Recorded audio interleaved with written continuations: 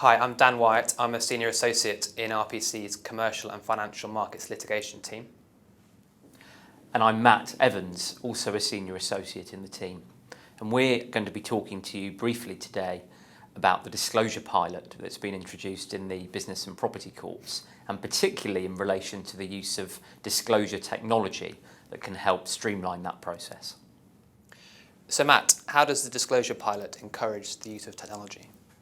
Well, that is one of the key questions in the pilot's fledgling lifetime.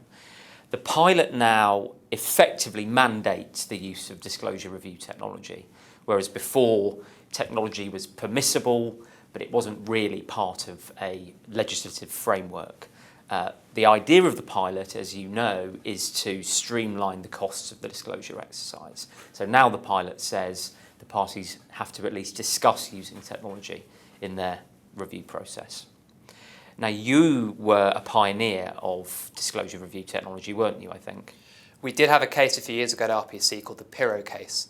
And technology has been used in many forms for years in disclosure, as you'll know, especially in the data collection and processing and using keyword search terms and things like that. But what hadn't really been tested or used extensively, and what hadn't had the approval of the English courts, was the use of predictive coding in particular. And on the Piro case, because of the unique set of facts, and also because of a large degree of cooperation between the advisors for the parties on both sides, it was the perfect case to ask for that permission for the first time. And the court gave it in reasonably glowing terms, actually, and was very positive about the use of predictive coding. Ultimately, the case settled before we actually gave disclosure, so we never got to test the system on that case. But I know that you've had a case recently where you have used it and tested it quite successfully. Yes, indeed. You're referring to the Triumph Controls and Primus case. Indeed, the court there tested the technology, or ordered us to test the technology, by the review of a sample of 50,000 documents from a universe of potentially disclosable documents. And when it came to the review of those 50,000 using the technology, only 99 of those were disclosable. And so what we were able to say to the court in that situation was, well, a minuscule percentage of that universe and of the wider universe by implication is disclosable. The technology's clearly worked and we don't need to do any further disclosure. And the court wholeheartedly agreed.